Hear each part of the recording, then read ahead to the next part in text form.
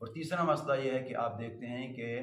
رمضان شریف میں جو وطر کی نماز ہوتی ہے یہ باجماعت ادا ہوتی ہے۔ اب ایک شخص ایسے وقت میں آیا ہے کہ اس سے امام کی جو 20 رکعت تراویح سنت موقدہ ہیں یہ رہ چکی ہیں۔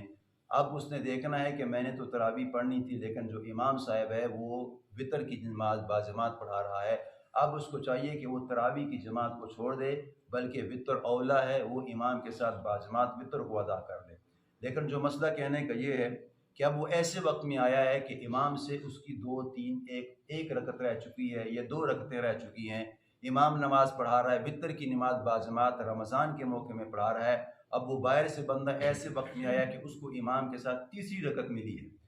تیسری رکعت ملی ہے، اور تیسری رکعت میں جو امام کے ساتھ اس کو مسبوق کہتے ہیں، یعنی امام کے ساتھ ساری رکعت مل گئی، وہ تو امام کے ساتھ پڑھنے والا ہے، لیکن امام کے ساتھ 1 یا 2 رکعت چھوٹ چکی ہیں، تو فقہا فرماتے ہیں کہ یہ اب مسبوق رہ چکا ہے بندہ، اس لیے کہ اب اس سے چند رکعتیں رہ چکی ہیں، تو اس شخص کو مسبوق کہلائیں گے، اس نمازی کو مسبوق کہلائیں گے۔ اب مسبوق آدمی اپنی نماز، باقی ماندہ نماز، جب امام سلام دائیں بائیں پھیر دے گا، اب یہ باقی ماندہ نماز کس طرح مکمل کرے گا؟ تو وہ تیسری رکعت میں آیا ہے۔ اب تیسری رکعت جو وطر کی امام کے ساتھ ملی ہے، اس میں امام نے سورہ فاتحہ بھی پڑھی ہے، سورہ اخلاص بھی پڑھی ہے، اور پھر اس نے کانوں تک اپنے ہاتھوں کو بلند کیا، اللہم انا نستعینک کا امام نے بھی پڑھا ہے، اور جو مسبوق تیسری رکعت میں شامل ہوا ہے اس نے بھی امام کے ساتھ وطر کو پڑھ لی ہیں، یعنی امام نے اللہم انا نستعینک کا پڑھا، اور جو بعد میں آدمی آئے اس نے تیسری رکعت میں امام کے ساتھ وطر پڑھ لی ہیں۔ آیا اب امام سلام پھیرے گا، اس کی تو 2 رکعتیں رہ چکی ہیں، مسبوق جو ہے،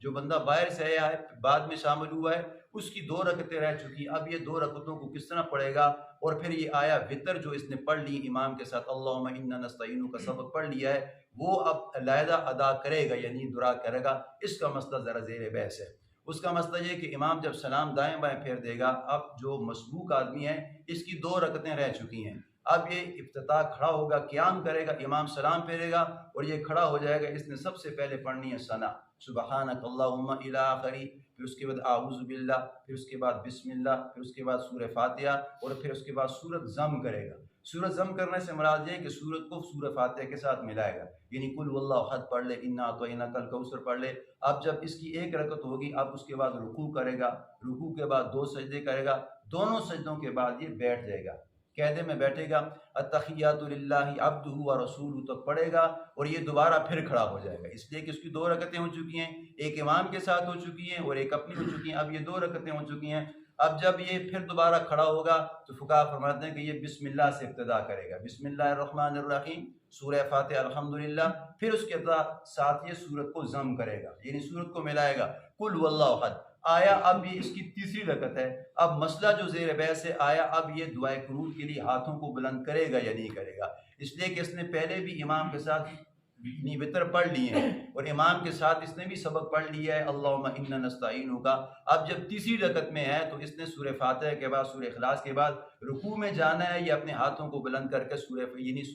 دعائے قنوت پڑھنی ہے، تو فقہا فرماتے ہیں کہ یہ سورت ملا کے رکوع میں چلا جائے گا، یہ وطر نہیں پڑھے گا، یعنی اللہم انا نستعینک ونستغفرک الی آخری، یہ سبق نہیں پڑھے گا، اس لیے کہ اس کو تیسری رکعت امام کے ساتھ مل چکی ہے، اس نے امام کے ساتھ اللہم انا نستعینک کا سبق پڑھ لیا ہے۔ اب اس کو تیسری رکعت میں